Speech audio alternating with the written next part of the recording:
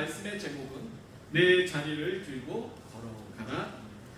우리가 지난번부터 계속 요한복음에서부터 여러분들이 요한복음을 정확하게 이해하기 위해서는 하나님께서 저자 세례대 요한이 아닌 사도 요한입니다. 요한이 두 명인데 여러분 헷갈리시면 안 돼요. 사도 요한을 통해서 하나님이 이 요한복음과 요한 1, 2, 3서 그리고 요한 계시록을 쓰게 하시는데요.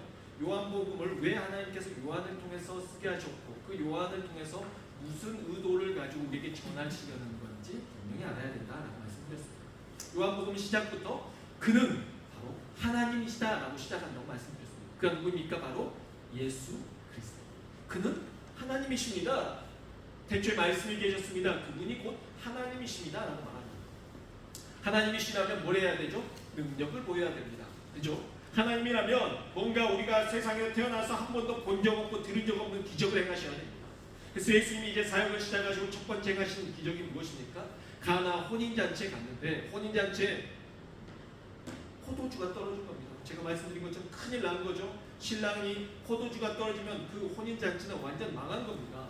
큰 문제가 생기는데 포도주가 떨어져 있을 때 예수님께서 하인들로 하여금 물 항아리에 그 물 항아리는 무슨 항아리라고 했습니까? 율법대로 우리가 손발을 입구에 들어갈 때 손발을 씻는 항아리입니다. 그러니까 율법과 관련되는 이 항아리에 물을 채우라고 하신 거예요.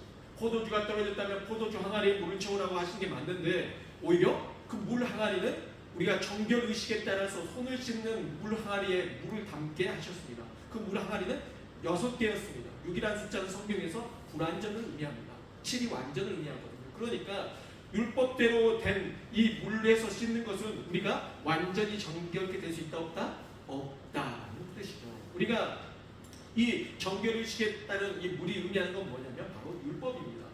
우리가 율법은 완전한 건 아닙니다.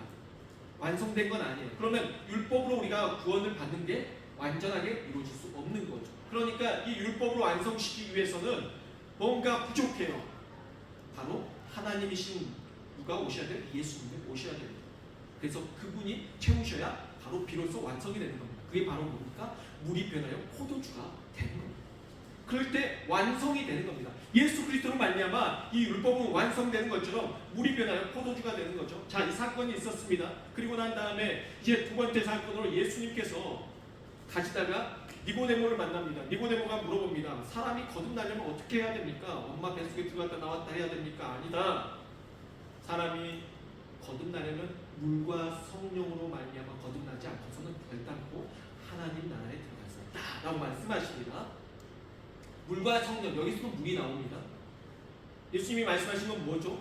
물은 무엇입니까? 바로 구약의 이 율법의 말씀, 그리고 성령은 예수 그리스도께서 오셔서 포도주처럼 부어주신 거죠. 예수 그리스도께서 십자가에 달려 죽으시고 부활하신 이후에 제자들에게 오순절 다락방에서 부어주신 게 성령입니다. 그러니 사람들이 이제는 율법, 물로서 그리고 성령으로서 거듭나지 않고선 새로워질 수 없다, 거듭날 수 없다 이렇게 말씀하신 겁니다. 물이 연결되고 있습니다. 또 더 나아가 그 다음 사건이 뭐냐면 저쪽에서 세례 요한이 물로서 세례를 주고 있습니다. 그리고 또 누가요? 예수님이 물로 세례를 주고 있습니다. 자, 구약의 마지막을 종결하는 선지자가 누구라고 말했습니까? 바로 세례 요한입니다. 그가 마지막이에요. 구약의 마지막 대를 끊는 그리고 누구에게 연결시켜주는 세례 요한은 구약의 선지자들, 그 구약의 말씀과 그리고 이제 신약의 길을 예수님과의 그 관계를 연결해주는 아주 중요한 인물입니다. 나는 그의 신듦의 불기도 감당하지 못하겠노라. 나는 그의 길을 예비하러 준비하러 온 사자다라고 말한 사람이 바로 세례 요한입니다. 그러니 그는 말하는 게 무엇입니까? 나이가 행하는 모든 것은 지금 율법의 마지막인 물로서 세례를 주는 거지만 그가 내 뒤에 오시다니 나는 그 신듦의 불기도 감당하지 못하겠고 나는 쇠하여야겠고 그는 흥하여야 하리라 라고 말하면서 자신은 역사 속으로 들어가면서 나는 다가 아니다. 내 뒤에 오신 이가 더 능력이 있다. 그러면서 자신이 나는 율법으로 행하지만 내 뒤에 오시는 이는 너에게 뭘로 주실 것이다? 성령으로 세례를 부어주실 것이다 라고 말하면서 예수 그리스도께서 완성시키실 거다. 그는 율법을 폐하러 온 사람이 아니고 율법을 완성시키러 왔다라는 것을 알려주는 겁니다. 그렇게 사건이 이어지고 있는 걸 여러분 보셔야 됩니다. 그리고 요한복음 4장에서 이제 무슨 사건이 있냐면 예수님께서 길을 가시다가 수가성에 들어가십니다. 그 수가성은 바로 사마리아입니다.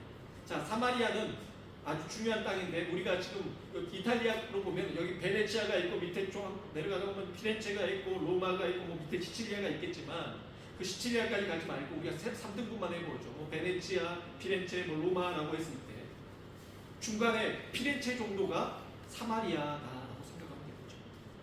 그런데 이렇게 예수님께서 원래는 유대인들이 이 사마리아 지역을 지나가지 않습니다. 그 이유는 무엇이냐면 북이스라엘과 남유다가 솔로몬 이후에 나눠집니다. 그래서 북이스라엘은 성전이 없고 남유다에만 성전이 있기 때문에 남유다 사람들 그래도 신앙 안에서 삽니다. 북이스라엘은 그때부터 바알신을 숭배했어요. 그러다가 아주 더 부패하게 된 이유가 무엇이냐면 포로로 아수르로 북이스라엘을 끌려가게 되는데 아수르에서 그들은 완전 신앙을 벗어나 살게 됩니다. 그리고 남유다 사람들은 그래도 바벨론으로 포로로 끌려가서도 거기에서도 그들이 신앙을 지키기 위해서 힘쓰죠. 그래서 그 안에서 다니엘이라는 사람도 나오고 뭐 에스겔이라는 사람도 나오고 그리고 우리가 잘 아는 에스더도 나오고 그렇습니다. 어쨌든 신앙을 이어가려고 하죠. 그러니까 남유다 사람들이 뭐라고 말하냐면 북이스라엘 사람들, 그 사마리아 사람들 너희는 변질된 신앙을 갖고 있다. 그래서 개처럼 여깁니다. 그래서 그 길로 안 지나가요. 그런데 예수님은 어떻게 하십니까? 그 길로 통과하시는 거예요. 그 길로 가시는 거예요. 원래 피렌체를 안 지나고 바로 로마로 가야 되는데 예수님이 말 그대로 다 지나가는 거죠. 그래서 예수님께서 지나가다가 수가성에 들리니까 여인이 나옵니다. 한 여인이 물을 뜨러 나오는데 물을 못 뜨고 머뭇거리고 있는지 몰라도 예수님이 그녀에게 뭐라고 말씀하시냐면 물을 좀 달라 하시는 거죠. 여인이 말합니다. 저 물 길을 그릇도 없고 제가 사마리아 여자인데 어떻게 당신은 내가 봐도 유대인 지금 남유다 사람 같은데 어떻게 저한테 물을 달라고 할 수 있습니까? 왜냐하면 그 남유다 사람들 사마리아 사람들 사람 취급 안 하는데 개처럼 여기는데 어떻게 저에게 말을 걸 수 있습니까? 거기에다가 저는 사람들이 다 부정하다고 생각해서 저를 만나지 않습니다. 이 마음이 들리는 거예요. 왜냐하면 여러분 낮 시간에 여러분들 시에스타가 스페인에도 있죠. 스페인에도 있고 여기 이탈리아도 없다고 할 수 없습니다. 낮 시간에 여름 한철에는 아주 덥습니다. 그래서 오후 2시부터 뭐 5시 사이에는 웬만하면 집에 있고 안 돌아다니는 게 좋아요. 에어컨 밑에 있는 게 낫죠. 그런데 그 시간에 물을 뜨고 나왔다는 것은 사람들에게 왕따라는 거예요. 왕따. 따돌림을 당하고 있다는 거예요. 왜 그러냐? 예수님이 말씀하십니다. 물을 달라고 하시니까 그 여자가 이런 말을 하시니까 내가 너에게 물을 영원히 목마르지 않는 물을 주겠다고 말씀하시기 직전에 말씀하시는데 내가 너를 보니 네가 남편이 가서 있고 지금 현재 살고 있는 남편도 네 남편이 아니다 라고 하니까 주여 제가 보니 선지자입니다 라고 하니까 깜짝 놀란 줄 자기의 모든 걸 다 들켜버린 겁니다. 그러니까 거기 사람들 또 사마리아 사람들 중에서도 그 여인은 사마리아 사람들마저도 부정하다라고 생각한 겁니다. 여자가 6차례나 결혼을 했어요. 왕따로 당한 거죠. 그 여자는 심히 목말라 있습니다. 자신을 다 누가 사람들이 뭐라고요? 죄인 취급하는 거예요. 사마리아 사람들을 유대 사람들이 죄인 취급하는데 이 사마리아 사람들마저도 그 여인은 죄인 취급하니 이 여인은 어떤 사람이에요? 죄인 중에 완전 죄인인 거죠. 그 누구도 같이 말도 섞기 싫어. 가까이 하기도 싫어. 그래서 그 여인이 물 뜨러 나왔는데 물그릇이 없는 거예요. 제가 물 떠주고 싶지만 주님 물 뜰 그릇이 없어요. 왜냐? 우물에다가 여러분 밧줄을 던져서 이렇게 우물로 이렇게 물을 퍼야 되는데 사람들이 그 여인이 낮에 물 뜨러 나오는 걸 알겠죠. 그러니까 보기 싫으니까 어떻게 했겠어요? 자기들만 물 뜨고 그 치워서 집에 가져가 버렸겠죠. 근데 그 여자는 물은 뜨고 싶어. 낮에 난 목마른데 뜨지는 못하고 저 물 길 그릇도 없습니다 라고 말하는 게 맞죠. 예수님이 여인은 정말 불쌍하게 보신 거죠. 여인에게 예수님 말씀하십니다. 네가 내가 누군지 알았다면 네가 오히려 나에게 물을 주겠을 거야. 내가 너에게 영원히 목마르지 않는 물을 주겠다 말씀하십니다. 생명수를 주겠다. 여기에서도 물이 나오지 않습니다. 그러니까 구약의 율법은 뭐라는 겁니까? 사람들을 정죄하잖아요. 유대인들은 사마리아 사람들 정죄하고 사마리아 사람들은 그 여인을 정죄하잖아요. 그렇죠? 구약의 율법은 우리를 정죄하고 우리를 어떻게 보면 율법은 좋은 거지만 율법이 우리를 그대로 정죄할 수가 있는 거죠. 너 죄인이야. 그 여인은 그렇게 취급을 받았는데 예수님이 오셔서 그런 여인에게 다가가셔서 그 여인에게 오히려 정죄받던 그 여인, 물 때문에 정죄받던 그 여인에게 새로운 물을 주겠다. 영원히 목마르지 않는 물을 주겠다라고 말씀하시면서 마치 이게 무슨 능력입니까? 물이 포도주로 바뀌는 기적인 겁니다. 그 여인을 물에서 포도주 바꿔버리시는 겁니다. 이 여인에게 예수님께서 완전히 그 물이 여러분 원자도 다르잖아요. 원소 기호도 다 다르죠. 근데 그거를 완전히 바꿔버린 것처럼 그 여인을 바꾸겠다고 말씀하시는 거예요. 이게 기적의 역사입니다. 이 물의 역사는 또 어디로 이어지냐면 오늘 본문 말씀입니다. 오늘 본문 말씀에 베데스다 목가에 38년 된 병자가 있었다. 베데스다 목가, 물이 나오고 있죠. 자, 베데스다 목가는 전설이 있습니다. 뭐냐면 그곳에 물이 이렇게 찼을 때 천사가 내려와서 그 물을 이렇게 터치하나 봐요. 그러면 물이 흔들리나 봐요. 그러면 잽싸게 먼저 들어가는 사람이 병이 낫는 겁니다. 근데 오늘 본문의 말씀에 보니까 어떤 사람들이 모여 있냐라고 봤더니 뭐 여러 병자가 있었겠죠. 그런데 중요한 사람들이 누워 있습니다. 몸을 뭐 가두기 어려운 사람, 맹인, 그리고 다리 저는 사람, 뭐 여러 사람들이 이렇게 다 있어요. 뭐 피부병 환자들은 뭐 더 많을 거고. 자, 올림픽이잖아요. 지금 동계 올림픽인데 예를 들면 누가 1등 하겠습니까, 여러분? 다리 저는 사람이 먼저 물속에 빨리 들어갈 수 있을까요? 아니면 이 소경이 먼저 들어갈 수 있을까요? 아니면 이렇게 완전히 쓰러져가지고 중풍으로 쓰러져 있는 사람이 먼저 들어갈 수 있을까요? 누가 먼저 들어갈 수 있을까요? 먼저 본 사람이 먼저 들어가겠죠. 자, 그러면 어떻게 해야 돼요, 여러분? 그것만 계속 보고 있어야 되는 겁니다. 그것만 계속 보고 있어야 돼요. 밥을 먹을 수 있을까요? 밥을 못 먹어요. 요즘 뭐 코인이 어쩌다 해가지고 돈 벌었다 그런 분들 코인만 계속 쳐다보고 있어요. 모르니까 내니까 어디서 터질지 모르니까 계속 보고 있어요. 집 사는 사람들 뭘 사든지 계속 그것만 쳐다보고 있는 거예요. 언제 어떻게 될지 모르니까. 밥도 못 먹죠. 잠을 잘 수 있어요? 잠자다가 갑자기 천사가 내려와서 물을 만지고 하면 내가 놓쳐버릴 수 있는데 이 남자가 38년 동안 거기에 누워서 남들 들어가는 건 봤겠죠. 자기는 보고만 있는 거예요. 자기는 들어가고 싶죠. 못 들어가는 거예요. 그렇게 베데스다 물가만 쳐다보고 있습니다. 자, 베데스다의 뜻이 뭐냐면 자비의 집이라는 뜻이에요. 자비라는 건 뭐예요? 누구에게나 다 열려야 자비죠. 근데 이게 자비입니까? 아니죠. 오히려 자비가 없는 곳입니다. 그렇잖아요? 자비라고 찾을 수 없어요. 1등만 사는 더러운 세상, 마치 이런 것처럼 그 목가에 물이 움직일 때 누구만 들어갈 수 있어요? 1등만 들어갈 수 있는 거예요. 1등만. 다 못 들어가. 1등 딱 한 사람만 들어가는 겁니다. 이 경쟁사회에서 1등만 사고 나머지는 다 필요 없는 것처럼 마치 그냥 다른 사람들은 그냥 그곳에서 시간만 계속 있는 거예요. 근데 제가 봤을 때는 다른 사람들은 좀 이따가 갔겠죠. 이거는 가능성 없어. 근데 이 사람은 끈기가 있는 사람입니다. 38년 동안 계속 누워가지고 들어가지도 못하면서 계속 쳐다보는 거예요. 남들 부러워하면서 이렇게 살고 있는 거죠. 얼마나 허망할까요? 성경에서 38이라는 숫자는 민수기서 2장 14절에 나옵니다. 민수기서 2장 14절에 가데스 바네아에서 떠나 세레 시내를 건너가기까지 38해 동안이라. 이때는 그 시대의 모든 군인들이 여호와께서 그들에게 맹세하신 대로 진영 중에서 다 멸망하였나니. 여기에서 말하는 38년은 뭐냐면 바로 방황하는 시기를 말합니다. 우리가 광야 시대를 40년이라고 말을 하는데요. 사실은 그 40년 중에서 처음에 이집트에서 출애굽해서 바로 가나안 땅 입구까지 갑니다. 그것이 바로 가데스 바네아입니다. 그곳에서 하나님의 말씀을 불순종합니다. 하나님께서 들어가라 너에게 주겠다 했는데 이 사람들이 정탐꾼이 갔다 와서 10명이 부정적인 말을 합니다. 갈렙과 여호수아만 긍정적인 말을 하죠. 우리가 이길 수 있다. 아니 우리는 그들 밥이다. 그래가지고 사람들이 부정적인 말을 합니다.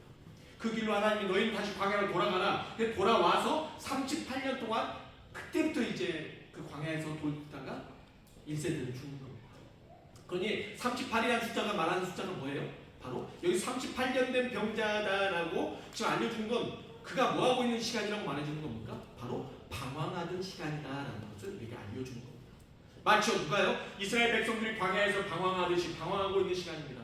이 시간은 우리에게도 똑같습니다. 여러분 우리의 삶 가운데서 우리도 이 사람처럼 계속 38년 된 병자처럼 부정적인 생각을 가지고 계속 이렇게 있지는 않습니까? 자, 주님이 이제 여기 그러면 먼저 들어가려면 스피드가 중요하겠죠. 먼저 빨리 들어가든지 아니면 내가 스스로 움직여야 되는지. 근데 그게 안 되는 거예요. 그때 갑자기 예수님이 갑자기 그에게 다가오십니다. 그리고 그에게 물어보십니다. 내가 낫고자 하느냐? 뭐라고 대답해야 됩니까? 38년 동안 누워있었다가 네가 낫고자 하느냐? 네, 제가 낫고 싶어요. 최근에 여러분 뭐 감기 걸리신 분들도 계실 거예요. 막 아파가지고 뭐 열이 나고 죽게 생겼을 때 네가 낫고자 하느냐 그러면 네, 제가 낫고 싶어요. 이러지 않겠습니까? 근데 이 사람이 뭐라고 하는지 보십시오. 이 사람이 말합니다. 주여, 우리 움직일 때 나를 넣어주는 사람이 없고 내가 가는 동안에 남들이 먼저 가나이다. 이게 무슨 말입니까, 여러분?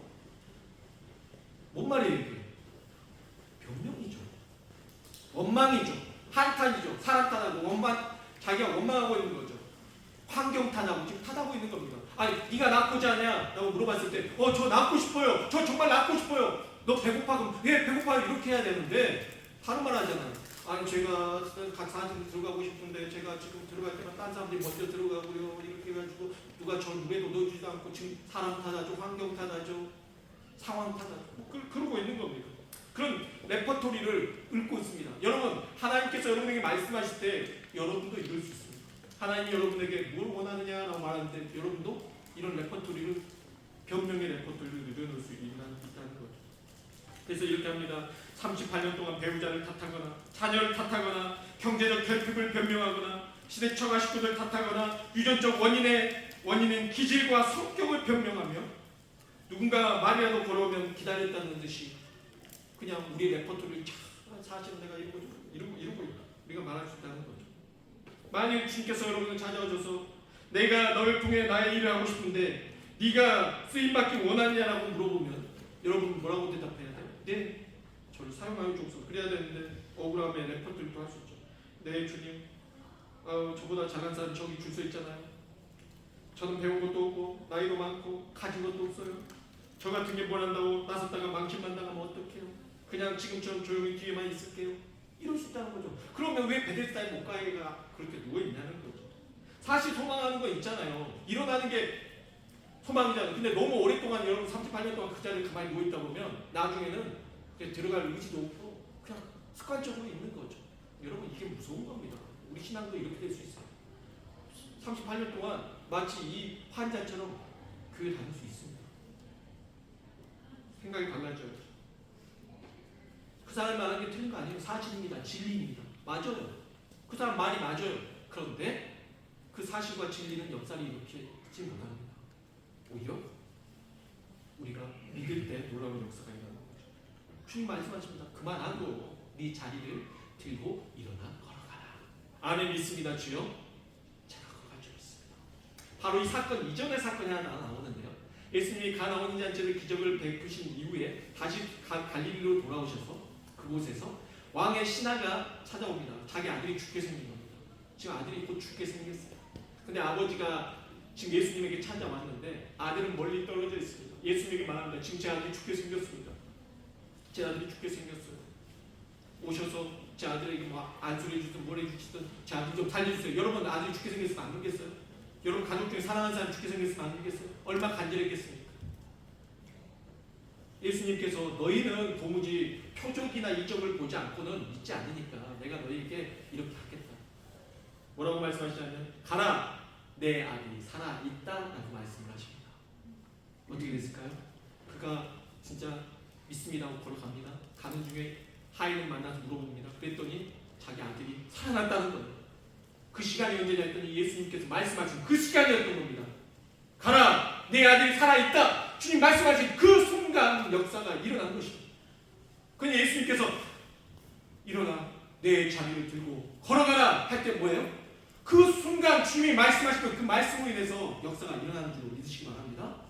그게 기적의 역사입니다. 근데 이상하죠? 이 사람이 고침받았을까 못 고침받았을까? 고침받았습니다. 나왔어요. 38년 동안 의미 없이 누워있었는데 못 고쳐졌는데 그냥 어떤 사람이 갑자기 오더니 일어나라, 네 자리를 들고 그 오랫동안 38년 동안 그 펴지 않던 그 자리 들고 걷어서 걸어가라. 갑자기 걷게 된 겁니다. 그럼 여러분 어떻게 했어요? 38년 동안 여러분이 누워있다가 일어나게 되면 어떻게 해야 돼요? 기뻐 뛰면 줄을 막 좋아가지고 주님하고 하면서 따라다녀야 되잖아요. 근데 그날이 공교롭게도 무슨 날이었냐면 안식일입니다. 안식일은 유대인들에게 대단히 중요한 날이죠. 이때는 아무것도 하면 안 돼요. 여러분 그냥 누워서 잠만 자는 건 모르겠지만 아무것도 하면 안 됩니다. 뭐 낫게 하는 것도 안 돼요. 우리 집 짐승이 빠져도 구하면 안 돼요. 내 아내가 우물에 빠져도 그날은 구하면 안 돼요. 왜냐? 안식일은 아무것도 하면 안 된다고 그들이 알고 있으니까 율법대로. 근데 그가 안식일에 고침받은 겁니다. 그러니까 유대인들이 뭐라는 줄 압니까? 기뻐해줘야 될 거 아니에요, 여러분. 율법은 이렇게 정죄하는 겁니다. 기뻐해줘야 되잖아요. 그런데 네가 안식일날 걸어가는 것은 이거는 잘못된 거다. 뭐 말을 못했지만 이건 사단의 역사다. 뭐 이렇겠죠. 그 사람을 오히려 정죄하니까 그 사람이 유대인들 눈치를 봐요. 네가 고친 사람 누구냐 했더니 제가 잘 모릅니다. 그래요. 그러다 길 가다가 다시 예수님을 만납니다. 당신 누구십니까? 했더니 예수님이라고 밝히셔요. 그리고 난 다음에 예수님이 말씀하시기를 다시는 더 심하게 될 수 있으니까 더 심한 병이 너에게 생기지 않도록 다시는 죄를 짓지 말라 하고 말씀하시고 그를 보내십니다. 그는 뭐 해야 돼요? 예, 알겠습니다 주님, 제가 고침받았으니까 다시는 죄 안 짓고 살게요, 이런 게 아니라 그가 그 즉시 달려가서 누구에게 달려가냐? 유대인들에게 달려갑니다. 그래서 뭐라고 하냐면 아까 저 고쳐준 사람이 예수예요. 지금 뭐 하는 거죠? 이게 고자질하는 거잖아요.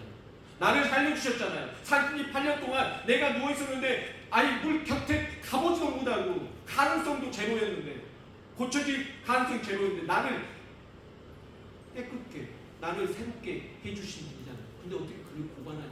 왠 줄 압니까? 안식일날 이렇게 그들에게 지적을 받는 유대인에게 의해서 출교라고 해서 그 종교를 못 믿게, 성당 안으로 못 들어오게 막거든요.